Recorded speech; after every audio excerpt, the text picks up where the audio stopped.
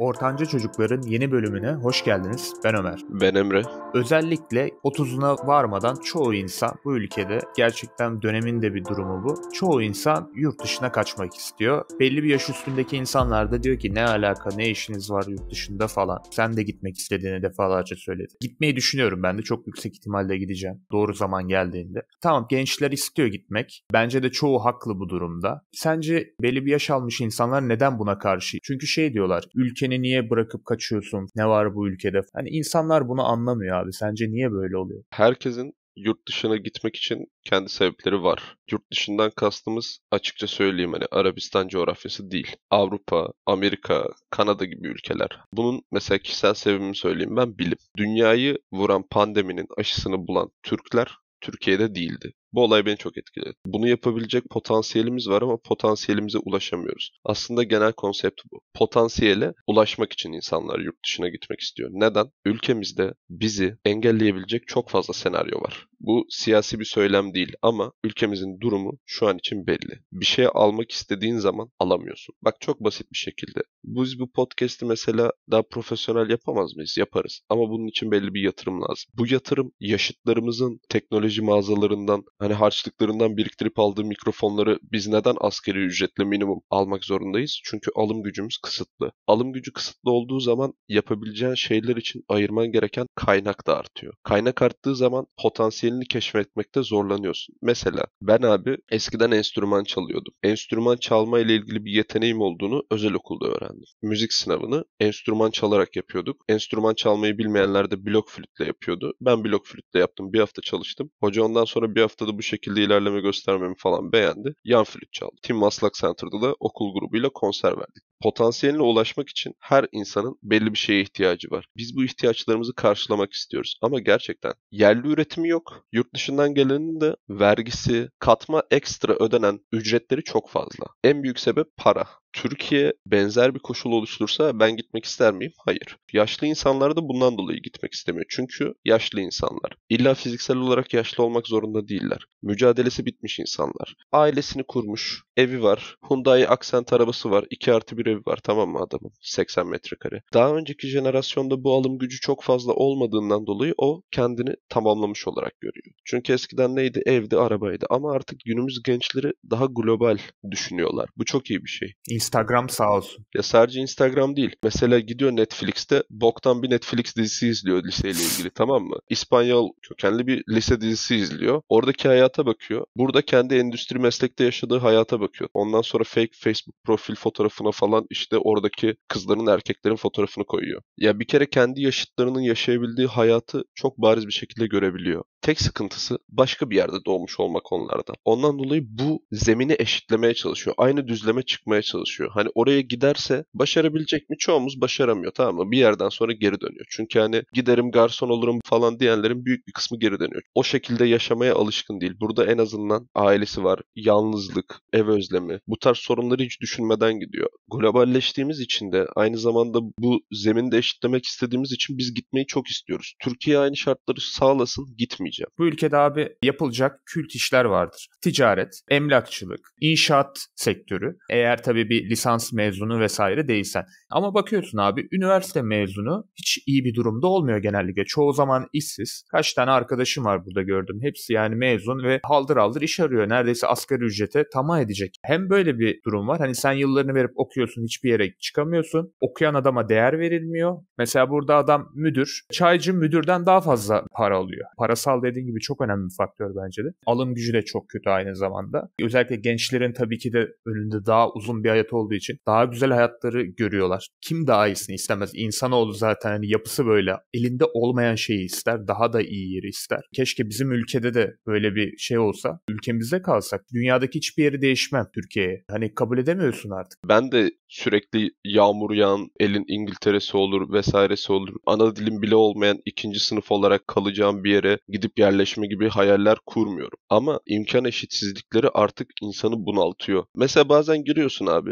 Geçen sene büyük bir olaydı bu. Kanada'da 30-40 haneli bir mahallede bir çocuk bir ay boyunca abi çim biçiyor. Babasının çim biçme makinesiyle. Mahallenin çimlerini biçiyor. Mahalleli de zaten çocuğu tanıyorlar. Ufak bir yer. Çim biçmek için parasını veriyor, işte ekstra harçlığını veriyor çocuğa. Çocuk bu parayla gidip Türkiye'de hayal bile edemeyeceksin. Sadece yayıncıların kullanacağı seviyede bir bilgisayar topluyor. Bir ay boyunca çalışarak. Mesela bunu gördükten sonra neden aynı şartlara sahip olmak istemesin insanlar? Şart eşitsizliği. En büyük sorun bu. İnsanlar Türkiye'ye lanet olsun diyerek gitmiyor ki. Şartlara lanet olsun diyor. Vatandan nefret ettiği için, Türkiye'den nefret ettiği için gitmiyor insanlar. Koşulları sevmiyor. Ve bu bir oyun. Oyun böyle abi. Yapabileceğim bir şey yok. Bak ben geçenlerde yazlık bir yere gittim. Genelde turistlerin daha çok gittiği bir yere gittim. Orada böyle boktan çantalar satan dükkanlar olur ya turistik yerlerde. Abi çantaların fiyatları 120 TL, 12 euro, 10 pound. Orada bayağı bildiğin bizim 120 birim verdiğimiz boktan çantaya adam cebindeki bozuk parayı veriyor. Alım eşitsizliği böyle bir şey. Ya bak çok basit abi. Podcast üzerinden örnek veriyoruz. İnsanlar bazen anlamamazlıktan geliyor. Mikrofon, kamera hani bunları biz de yapmak isteriz. Etrafı ses vermeyelim diye ses yalıtım yapalım ama alım eşitsizliği çok fazla.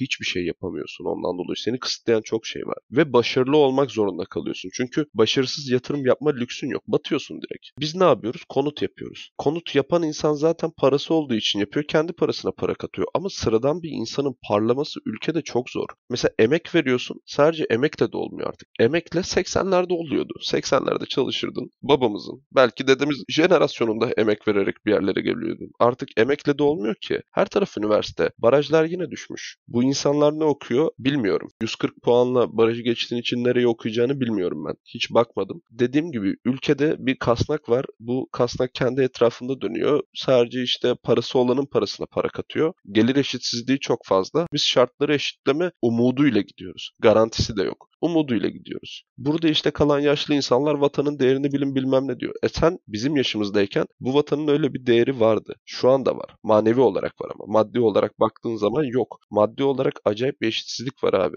Bak biz mesela o kadar podcast kaydı alıyoruz. Kazandığımız gelir sıfıra yakın. Kazandığımız geliri birisi rica etsin ben verirdim yani. Gerçekten ihtiyacı olan biri falan olsa verelim. Ya zaten kullanabildiğimiz bir şey de değil. Çünkü ülkede belli bir kanun, kural vesaire var. Ona uygun bir şekilde olmadan bu parayı da kullanamıyorsun. Adımızı kullanarak birileri bağış falan istemiş Bursa'da galiba. Aynen o olay da yani çok saçma. Ayrı bir komedi. Artık insanlar ya ulan biz 5000 abonesi zar zor olan bir YouTube kanalıyız. Bizim adımıza nasıl bağış toplarsınız? Bu işte globalleşmeden dolayı bir yurt dışı sevdası var. Şu koşulları Türkiye'nin sağlayacağını insanlar ümit etsin bak ümit etsin. Garantisini bile istemiyoruz artık ya. Ümit etsin. Gitmez. Ben de gitmem abi. Neden gideyim? Ben Türkiye'de büyümüşüm. Neden 3. sınıf, 2. sınıf bir insan olayım ki yurt dışında? Onlarla yaşasam bile sana her zaman bir üstten bakacaklar. Hani bunun aşağılık birisiyle bir alakası yok. Gerçekler bunlar. Ben abi mesela şimdi daha önce bahsetmiştim. Lisedeyken bir proje sayesinde bir haftalığına falan Fransa'ya gittim. İnsanlarla tanışıyoruz. Onların tanışma kültürü falan böyle hani Gaspar Noé filmlerinden bahsetmiyorum tabii ama daha böyle sulu bazı tanışma ritüelleri. Hani mesela biz şimdi biriyle tanışırsın ya kafa tokuşturursun ya iki yanağından öpersin ya böyle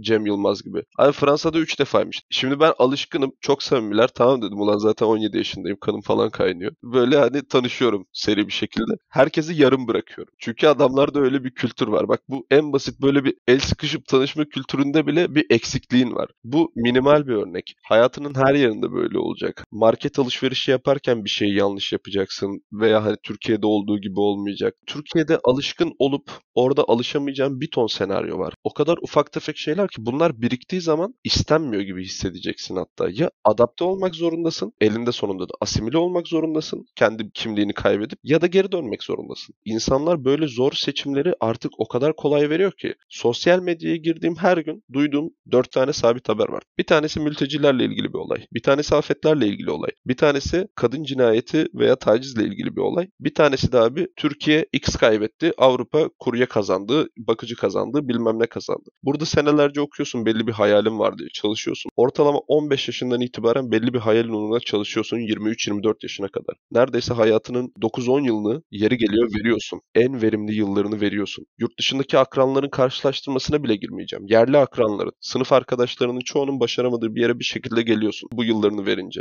Ve karşılığında aldığın şey gerçekten çok adaletsiz geliyor. Yerli olarak bile baktığında çok adaletsiz. Hani mühendis olmak mesela gerçekten bir iki ismi olan yer hariç çok saçma geliyor. Çünkü her yerde mühendislik fakültesi var. Sen neden farklısın? İnsanlar artık bu farklı arıyor. Çünkü sokakta 1000 liraya çalışacak mühendis de var abi şu an. Maalesef. 2000 liraya çalışacak mühendis yok mu? Var. Hukukçu var. Yarın öbür gün böyle devam ederse doktor da olacak. Yurt dışına eğitim almaya gidememişler. Bir fark yaratamamışlar. Eskiden yerli koşullar içerisinde emek vererek bir fark yaratıp belli bir kariyer başlatabiliyordun. Şimdi artık bu kariyeri başlatacak farkı da yerli olarak yaratamıyorsun. Mesela Uludağ'da okuyorum ben. Burada İBF'deki hocalar diyor. Ekonomi alanında iş yapacaksan İngiltere'de yüksek lisans yapmak zorundasın diyor adam. Neden zorundasın abi? Çünkü Türkiye'deki eğitimin kalitesi İngiltere ile yarışamıyor yüksek lisansta. Derme çatma üniversitelerim var. Bir ton. Ondan dolayı kompetisyon yüksek, yarışma yüksek. Bir de onun üzerine torpille morpille insanlar geliyor. Türkiye'deki eğitimin kalitesi yeterli değil. Türkiye'nin bir adı yok. İlk 500'de üniversitemiz kaldı mı bilmiyorum. Kendi hocan diyor ki yurt dışına çıkmak zorundasın. Yani kariyer planı için mentor olarak, lider olarak bak o yaptı, onun yaptığını ben de yapayım dediğim, kendine böyle abi olarak seçtiğin veya abla olarak seçtiğin biri sana o şekilde diyor. Yani yurt dışına gitmek zorundasın diyor. İşte eski toprak bunu anlayamıyor. Eski toprak aksentine biniyor, tamam mı? Banklara gidiyor, oturuyor orada, bir paket sigarasını içiyor, çekirdeğini çıtlıyor, gün batımını izliyor. Artık onu da yapamıyorlar tabii. O ayrı bir konu. Çünkü hani sokaktaki insanlar kendini güvende hissetmediği için artık onu da yapamıyorlar. Ama yurt dışının neden bu kadar insanın gitmek istediğini anlamayan biri varsa gerçekten gözlerini, kulaklarını kapatmıştır. Hatta burnunu bile bazı yerlerde. Bunun altında gizli de kıskançlık yatıyordur. Ben yapamadım, bunlar da yapamasın. Benim zaten hayatım bitmiş, bunlar da böyle olsun. Dediğin gibi ya kasıtlı yapıyordur. Bence çok yüksek ihtimal bir kasıt vardır. Anlamamazlıktan gelmek ya da işte kabullenememek bu durumu vardır diye düşünüyorum. Bir insan bence özellikle belli yaşı geçmiş ve gençlere karşı bu konuda ön yargılı olan bir insanlar için şunu söyleyelim kısaca. Ülkemizi kesinlikle çok seviyoruz. Sadece ülkemizdeki koşulları sevmiyoruz. O zaman Ortanca Çocukların bu haftalık da sonuna geldik. Ben Ömer. Ben Emre. Kendinize çok iyi bakın. Hoşça kalın. İyi günler.